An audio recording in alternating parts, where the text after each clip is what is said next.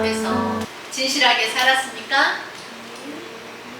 이렇게 대답이 시원찮아요. 예언자매 잘 지냈어요? 오늘 저는 이스라엘 백성들에게 없는 것이라는 그런 제목으로 함께 은혜 나누겠습니다. 우리 옆 사람과 인사 나눕니다. 하나님 알기를 힘쓰고 하나님의 은혜를 아는 자가 됩시다.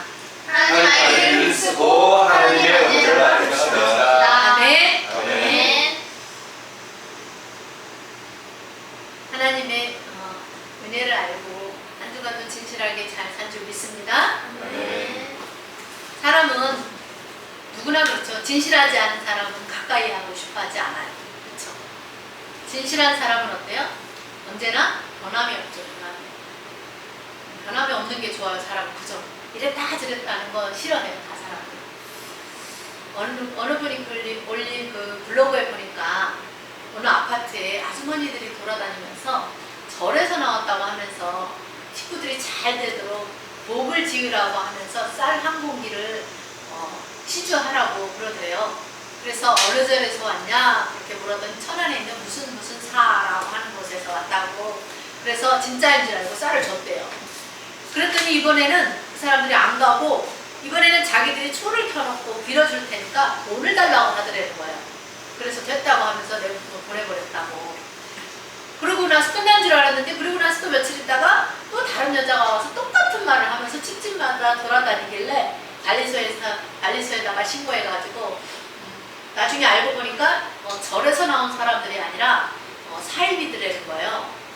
사이비들이 그런 식으로 절을, 교회도 팔아먹지만 절도 팔아먹더라고요. 그래서 이분이 그런 사람들에 대해서 이렇게 글을 올렸어요. 자기가 이래서 벌어먹기가 귀찮아서 이 집에 삥 뜯으러 왔는데 좀 도와주십시오 라고 그렇게 올렸어요. 삥 뜯으러 왔다고 그렇게 생각을 하더라고요. 그쵸? 이 사람 입장에서 보면 그런 느낌이 드는 거죠. 진실하지 못한 그 사이비들에 대해서 이 사람의 반응이, 그래서 아마 다른 사람들도 그런 느낌을 받을 거예요. 사람이 하나님이 어떤 분이신지 알지 못하면 그렇게 하나님의 뜻과 반대되는 그런 삶을 살게 되죠. 하나님께서는 오늘 호세아 선지자를 통해서 이렇게 말씀하십니다. 이스라엘 자손들아 여호와의 말씀을 들으라. 이스라엘 자손들아 여호와의 말씀을 들으라. 그러면서 여호와께서 이 땅 주민과 논쟁하시나니 그래요. 야 너희가 나랑 한번 얘기 좀 한번 해보자 그러신 거예요. 너희는 어떤 사람들이냐. 너희 조상 야곱이 약복강 그 나루에서 하나님의 천사와 겨루어서 이겼던 야곱의 그 12 아들들, 그 12지파의 아들들의 자손들이 아니냐. 진실은 하나님은 말과 행동에 신실함을 말하죠. 진실이란 것은 하나님이 하신 그 말과 행동의 진실함을 말하는 거예요. 다시 말해서 하나님은 말과 행동이 신실함으로 진실하신 분이에요. 반드시 그것을 지키시는 분. 우리 하나님은 사람을 속이거나 사악함이 없고 아주 순수하고 진실하신 분이죠. 아멘. 그러므로 너와 나랑 맺은 언약을 맺은 너희도 나와 같이 그렇게 진실하게 살아야 된다. 그런 거죠. 사람들이 그러잖아요. 야, 너 참 진실하구나. 너는 사람을 불쌍히 여기는 마음이 있구나. 너는 정말 하나님을 인격적으로 아는구나. 이런 말을 들으면 얼마나 좋겠어요. 그런데 내 백성이 이렇게 산다고 하나님이 사단에게 욥을 자랑했던 것처럼 그렇게 자랑할 수 있었으면 좋겠는데 그런데 그 백성들이 하나님으로 자랑할 수 없게 그렇게 살았어요. 그래서 하나님께서는 호세아 선지자를 통해서 저 북이스라엘 사람들의 마음에 없는 것이 이러이런 거다라고 3가지를 말씀하셨어요. 너희에게는 진실이 없다. 진실함이 없대요. 그리고 너희에게는 인애의 마음도 없고 하나님을 아는 지식도 없다라고. 이런 말을 들으면 참 부끄럽죠. 이것이 바로 당시 북이스라엘 백성들의 현주소였어요. 첫 번째로 진실이 없다는 말씀을 가지고 함께 은혜 나누겠습니다. 이 하나님은 호세아 선지자를 통해서 이렇게 말씀을 하셨죠. 나는 너희에게서 진실을 찾아볼 수 없구나. 원래 이 진실이라는 그런 말은 자신이 한 약속이나 맹세들에 대해서 영원하게 변치 않고 확실해서 신뢰할 수 있는 그런 것을 뜻합니다. 변하지 않아야 돼요. 이 진실은 확실해서 신뢰해야 돼요. 자, 하나님은 어떤 하나님이세요? 인생이 아니세요. 그래서 시건치 아니하신다고 그랬어요. 거짓말을 하실 수가 없다고 그랬어요. 하나님은 인생이 아니기 때문에 거짓말을 하거나 속이는 분이 아니고 또 거짓이나 변개함이 없으신 분이에요. 하나님은 스스로 하신 일에 대해서 후회할 만한 그런 허물이나 변함이 없는 분이세요. 아멘? 아멘. 이사야 48장 11절에 보니까 내가 나를 위하여 이룰 것이고 또 어찌 내 이름을 내가 욕되게 하겠는가. 하나님은 하나님의 영광을 다른 사람에게 주지 않기 위해서 반드시 진실하게 하나님이 하신 약속을 진실하게 지키신다고 말씀하셨어요. 우리 하나님은 또 인간과 영원히 변치 않은 약속을 맺으셨고 그 약속을 반드시 이루시는 하나님이시죠. 그런 하나님을 섬기는 우리도 어떻게 살아야 돼요? 진실한 마음으로 살아야 되죠. 그리고 하나님을 진실한 마음으로 섬겨야 될 줄 믿습니다. 아멘. 하나님은 이 북이스라엘 사람들에게 너희에게는 진실이 없다. 너희에게는 진실이 없어. 하나님은 이 호세아 선지자를 통해서 북이스라엘 사람들의 그 부끄러운 민낯을 여실히 드러내서 말해주셨어요. 너희의 진짜 모습이 어떤 모습인지 알아야 된다. 너희 자신이 어떤 사람인지, 너희가 어떤 삶을 살아가고 있는지 알아야 된다는 거예요. 여러분, 진실이 없는 사람, 야, 저 사람은 진실하지가 않아라고 사람들에게 신뢰를 잃어버리는 그런 잘못된 삶을 살면 안 되잖아요. 특히나 우리 그리스도의 사람들은 진실이 없는 거짓된 삶을 살아가는 그 시대의 그 사람들 서로가 얼마나 서로 팍팍하고 서로 힘들고 공고했을까. 거짓이 진실을 이길 때 답답함을 이루 말할 수가 없죠.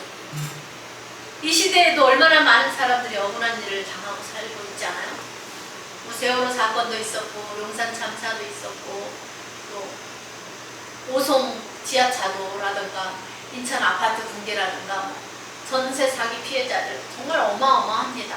또 보이스피싱 사기를 당한 사람들의 그 억울함을 누가 풀어줄 수가 있습니까? 너무나 답답한 세상이죠. 여러분, 사람 앞에서나 하나님 앞에서나 진실한 삶을 사시기 바랍니다. 아멘. 남을 속이며 사는 그런 삶이 종교 사기꾼들처럼 살면 안 돼요. 우리가 만약 진실하게 살지 않는다면 저것들 예수 믿는다고 하면서 교회 다닌다고 하면서 그렇게 욕먹는 사람들 많아요. 그런 말 많이 들었어요. 우리가 만약에 그렇게 산다면 그런 욕을 먹는다면 우리가 저런 종교 사기꾼들과 별반 다를 게 뭐가 있어요. 근데 하나님 말씀하시잖아요. 죽은 자들과 방불한 삶을 살고 있다는 거예요. 지금 현주소, 한국교회 현주소가. 죽은 자들은 뭐예요? 하나님을 믿지 않는 자들이잖아요. 하나님을 믿지 않는 자들과 똑같은 삶을 살고 있는 것이 지금 우리 한국교회 현주소고 이때 당시 이스라엘의 백성들의 현주소예요. 이런 소리 우리가 들으면 안 되잖아요. 여러분들은 하나님의 음성을 안 들었으니까 모르는 거죠. 근데 저는 말씀을 해주셨단 말이에요. 죽은 자들과 방불한 삶을 산다. 방불하다는 건 똑같은 삶을 산다는 거예요. 너무 가슴 아픈 얘기를 들었어요. 너희들 이 힘든 시대를 정말 믿음 지키기 힘든 시대를 살아가면서 잘 지키고 있구나라고 그런 칭찬의 소리를 들어야 되는데 믿는 자나 안 믿는 자나 다를 게 없다는 거예요. 다른 걸 찾아볼 수가 없다는 거예요. 여러분, 다르게 사시기 바랍니다. 우리는 다르게 살아야 됩니다. 다르게 살기를 각오하시기 바랍니다. 아멘. 분명하게 차이를 느껴야 되잖아요. 나 크리스찬이야, 나 예수 믿는 사람이야 라고 말을 했다면 안 믿는 사람들 우리를 봤을 때 말하나 행동하나 생각하는 모든 것들이 다른 것을 느낄 수가 있게 해줘야 되는 거잖아요. 근데 그런 빛된 모습, 삶의 모습이 보여지지 않으니까 교회 다니는 것들이 사기친다고, 거짓말한다고, 진실하지 못하다고 이런 소리를 들으면 안 되죠. 어떤 사람들은 남을 속여서 여기다 투자하면 확실하게 많은 큰 돈을 벌게 해주겠다고 그렇게 속여서 투자하게 만들어서 큰 돈을 손해보게 만드는 그런 사람도 있더라고요. 또 남을 속여서 어떻게 해서든지 짜고 치는 고스톱 치는 것처럼 그렇게 해서 한 사람의 평생 모은 전 재산을 사기치는 이 보이스피싱범 같은 그런 삶을 살면 안 되잖아요. 일반의 양심의 가책을 느끼지를 못해요, 그들은. 또 어때요? 대통령이 거짓말하면 안 되잖아요. 국회의원이나 검찰이 거짓말하고 속이면 안 되잖아요. 누구는 어떤 사람을 더 많은 형을 때리고 어떤 사람을 감해주면 안 되잖아요. 검사 될 때 이 법의 상징물인 이 정의의 여신, 한 손에는 저울을 들고 한 손에는 법전을 들고 있는 그림이 있잖아요. 어느 쪽으로도 기울지 않고 공평한 판결을 내리라는 그런 의미잖아요. 이 저울을 들고 있는 게. 그런데 지금 법관들이나 검사들 과연 공평한 판단을 내리고 있을까요? 우리나라 사람들은 예로부터 그런 말이 있대요. 해태라는 거 아시죠, 여러분? 해태가 법을 지켜준다고 그렇게 믿었다고 합니다. 그래서 이 해태는 옳고 그름과 선악을 본능적으로 잘 판단하는 상상 속의 동물인데, 조선시대에는 법을 심판하는 사람은 해태가 그려진 모자를 썼대요, 특별하게. 또 그것을 기억하게 하기 위해서겠죠. 공평한 법의 잣대로 누구로도 억울하지 않게 하려고 법이 있는 거잖아요. 근데 지금 이 나라에 뭐예요? 뇌물을 받고 판단을 굳게 하는 자들이 많이 있습니다. 약속을 변기한 진실이 없는 자들이 있어요. 잠언 17장 23절에 보면 악인은 사람의 품에서 뇌물을 받고 재판을 굳게 하느니라 그래요. 뇌물을 받는 사람은 어떤 사람이래요? 악인이래요. 악한 마음을 품는 자는 재판을 굳게 한대요. 재판에 누가 봐도 저 재판은 저게 아닌데라고 생각하고 있는데, 국민들이 생각했던 그 재판의 결과가 아닌 결과가 나왔을 때 우리는 무엇을 판단할 수 있어요? 저 사람이 재판을 굳게 했구나. 그것을 분별할 수 있어야 됩니다. 예레미야가 3장 35절로 36절에 이런 말씀이 있습니다. 지존자의 얼굴 앞에서, 하나님의 얼굴 앞에서 사람의 재판을 굳게 하는 것과 사람의 송사를 억울하게 하는 것은 주께서 기쁘시게 보는 것이 아니로다. 하나님 앞에서 재판을 굳게 하거나 송사를 억울하게 하는 그런 사람으로 살아가면 안 되죠. 또 예레미야 3장 39절에 보면은 살아있는 사람은 자기 죄들 때문에 벌을 받나니 어찌 원망하랴 그래요. 자기 죄 때문에 벌을 받기 때문에 원망할 수 없다는 거죠. 우리 하나님은 공의로 심판한다고 했습니다. 선과 악을 온전히 정확하게 분별하실 수 있는 분은 하나님 한 분밖에 없어요. 그 하나님이 옳은지 그른지 판단해서 심판하시는 거죠. 눈물의 선지자 예레미야는 그런 말을 했습니다. 우리가 스스로 우리의 행위들을 조사하고 여호와께로 돌아가자. 우리가 뭔 짓을 했는지 조사하고 여호와께로 돌아가자. 우리의 마음과 손을 아울러 하늘에 계신 하나님께 들자라고 그 백성들에게 눈물로 호소했습니다. 사람이 인생이 부자로 사는 게 중요한 것도 아니고 어떻게 진실하게 살아가느냐가 중요한 거죠. 여러분, 부자로 사는 게 중요하다고 생각합니까? 아니면 진실하게 살아가는 게 중요하다고 생각합니까? 하나님의 사람은 진실하게 사는 걸 더 중요하게 생각해야 될 줄 믿습니다. 아멘. 우리 그리스도의 사람들은 더 나아가서, 뿐만 아니라 더 나아가서 하나님께 영광 돌리는 삶을 살아야 됩니다. 여러분, 우리가 주님 앞에 서는 그날, 주님 앞에 설 때에 부끄럽지 않는 진실한 그런 삶을 살기를 바랍니다. 아멘. 두 번째로 이스라엘 백성들에게 없는 게 뭐였냐? 인애가 없었어요. 하나님은 이 호세아 선지자를 통해서 이 북이스라엘 백성들에게는 너희에게는 인애가 없다라고 책망하셨어요.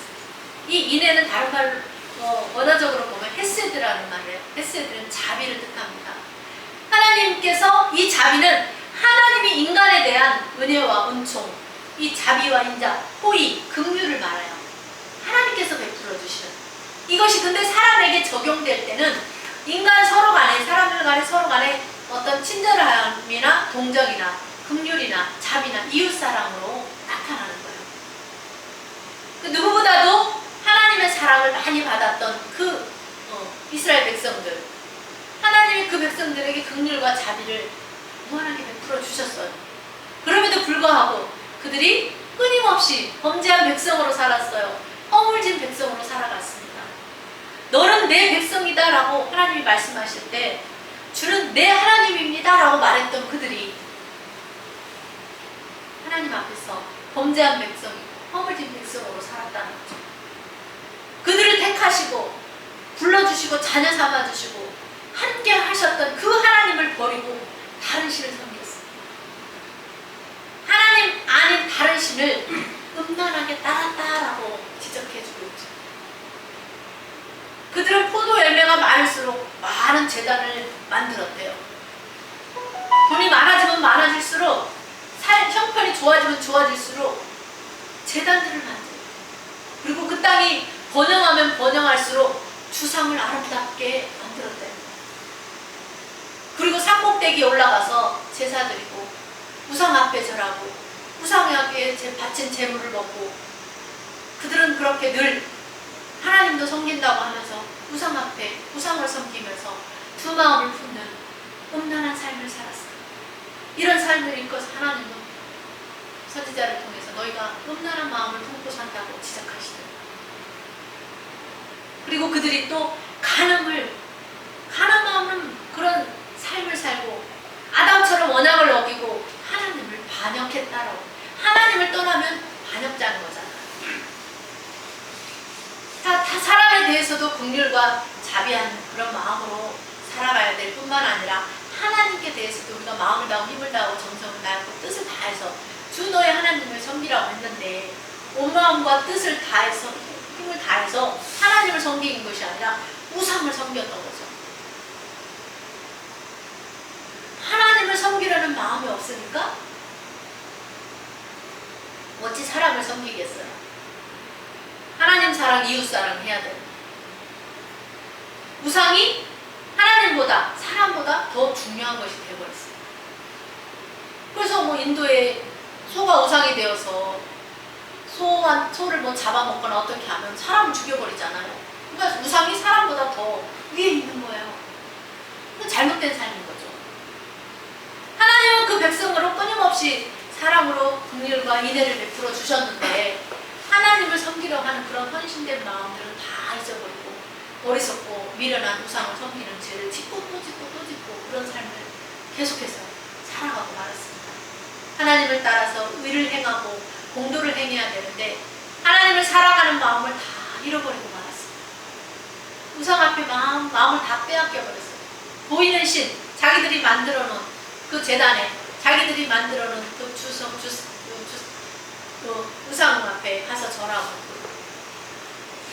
여러분, 저들은 하나님의 그 인애를 잃어버렸지만 오늘을 사는 우리에게는 하나님에게나 자비와 헌신의 그런 마음으로 우리가 인애의 삶을 이웃들에게 이웃사랑을 실천하는 그런 삶을 살아가시기 바랍니다. 네. 세 번째로 이스라엘 백성들에게 없었던 건 뭐냐? 하나님을 아는 지식이 없었다고 말씀합니다. 여기서 이 하나님을 아는 지식에서 이 지식은 어떤 지식적인 알미 아니라 경험적인 그런 지식을 말해요. 그래서 사람들이 하나님을 경험적으로 알지 못했다는 거예요. 하나님 알아, 이름은 알아. 자기들 하나님 믿는다고 말해. 근데 그 하나님을 지식적으로만 알지 경험적으로 알지 못하는 거죠. 지금도 많은 사람들이 하나님을 경험적으로 알기보다는 지식적으로 알고 그렇게 신앙생활하는 사람도 있어요. 그래서 교회를 오래 다녀도 하나님을 경험하지 못한 사람들도 많아요. 그런데 사람이 변화되는 것은 하나님을 인격적으로 만날 때, 하나님을 인격적으로 알게 될 때에 그때 사람이 변화가 됩니다. 그리고 새 사람이 되고 새 생활을 하게 되는 거죠. 그러나 어때요? 하나님을 알지 못하는, 하나님을 경험하지 못하는 그 사람은 집사도, 권사도, 장로도, 목사도 확신 가운데 서지 못하는 것을 봤습니다. 믿기는 믿는데 확신이 안 들어요. 천국이 있을까? 이렇게 되는 거예요. 하와가 선악과를 먹으면 죽을까? 이렇게 생각한 거죠. 그런 신앙 생활을 하는 사람들이 은근히 있습니다. 여러분은 어떻습니까? 분명하고 확신하는 가운데 있는 줄 믿습니다. 네. 여러분도 하나님을 경험적으로 아는, 인격적으로 아는 그런 은혜가 있어야 됩니다.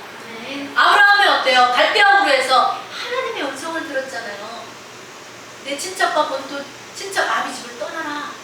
그때 처음 하나님을 인격적으로 만나잖아요. 하나님의 음성을 듣고 체험적으로 하나님을 만났어요. 그리고 그 말씀에 하나님의 말씀을 받고 그 말씀으로 인도함을 받아서 가나안 땅에 와서 거기서 하나님께서 정착하라고 한 곳에 정착해서 그 믿음의 자손들을 배출해냈잖아요. 야곱도 베델을 형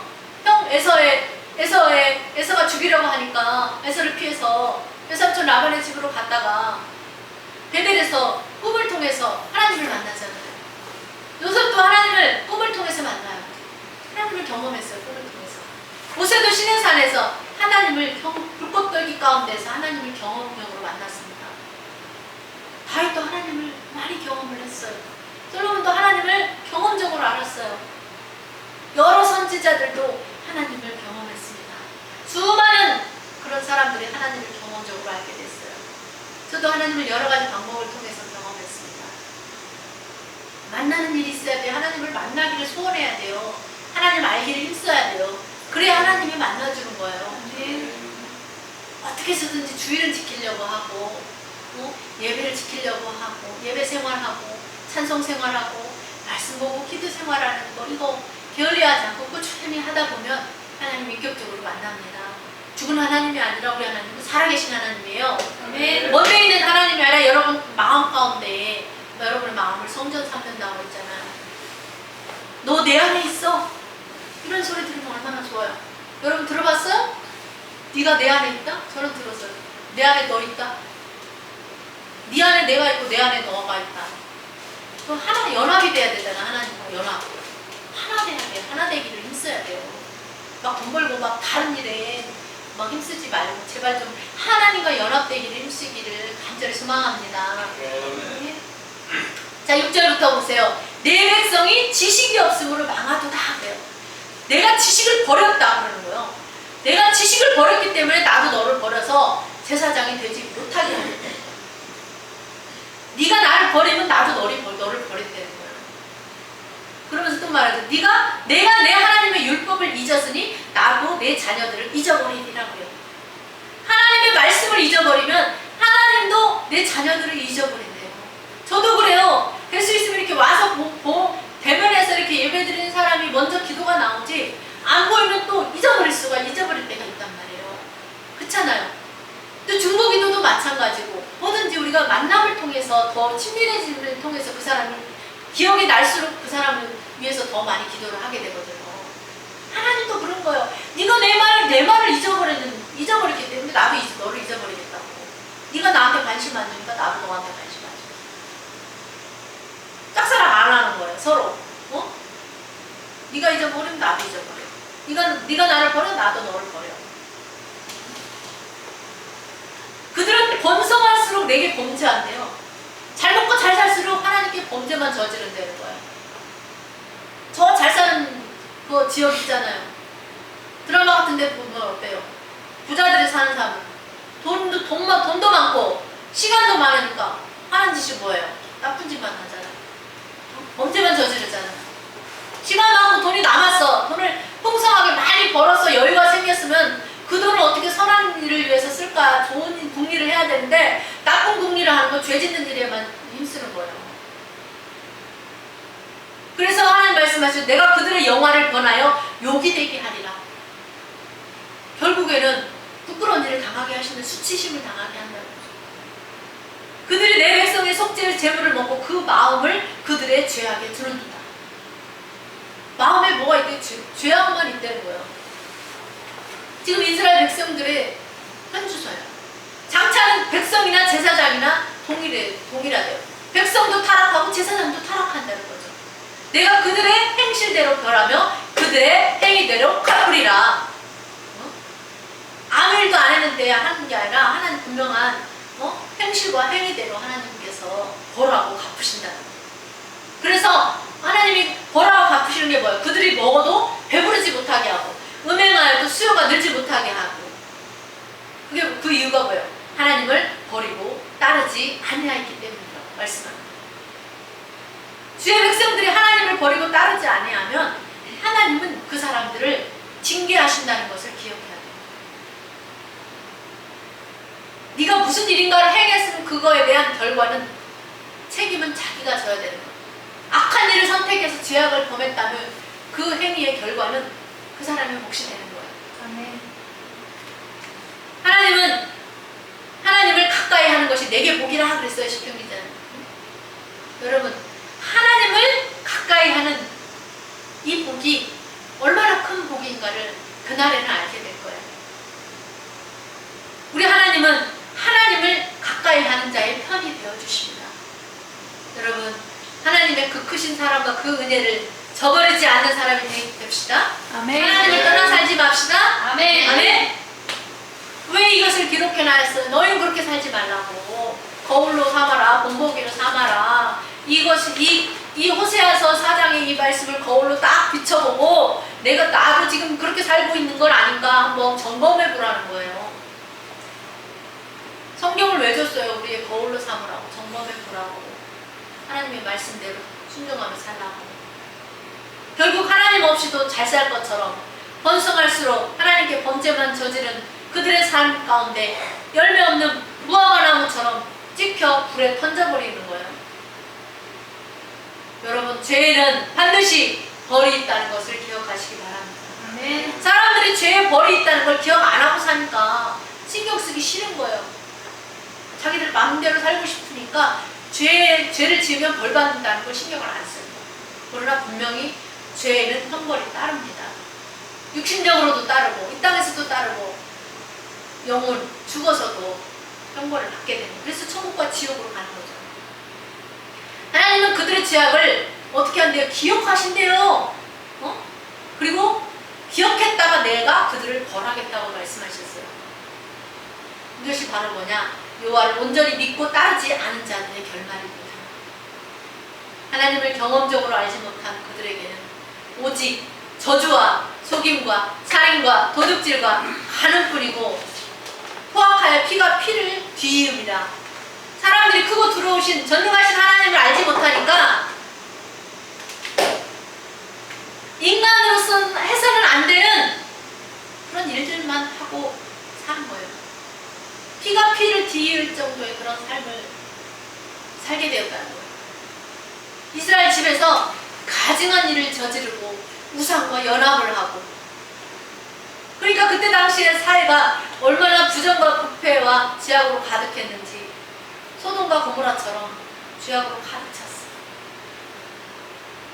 그래서 이스라엘에 의인한 사람이 없어서 이스라엘이 멸망을 당하잖아요. 하나님께서 아브라함으로 그 자식과 권속에게, 우리가 금요일날 말씀 봤잖아요. 하나님이 아브라함으로 그 자식과 권속에게 명령해서 여호와의 도를 지켜 의와 공도를 행하게 하려고 그를 택하셨다고 했잖아요. 이스라엘 자손들이 여호와 하나님의 도를 지켜 의와 공도를 행하며 살아야 되는데 하나님을 버리고 떠나 살다가 더러워지고 올무에 걸리고 폐역자가 되어서 사륙에 깊이 빠져들게 되어서 하나님은 그들을 벌하겠다고 했어요. 이렇게 이스라엘의 교만과 죄악으로 그 백성들이 넘어지고 말았습니다. 하나님은 그들의 모든 악을 기억하신다고 했어요. 호세아 마지막 장 14장 19절에 이렇게 말씀합니다. 누가 지혜가 있어서 이런 일을 깨달으며 누가 총명이 있어 이런 일을 알겠느냐. 여호와의 도는 정직하니 의인은 그 길로 다니지만 그러나 악인은 그 길에 걸려 넘어지리라.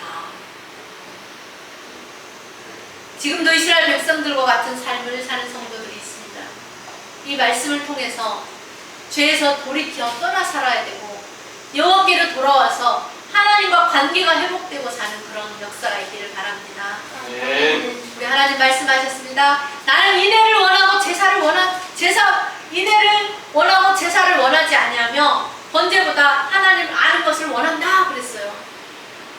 그러므로 여러분 하나님을 진실하게 섬기시기 바랍니다. 아멘. 하나님을 사랑하고 이웃을 실천하는 인내의 삶을 살기 바랍니다.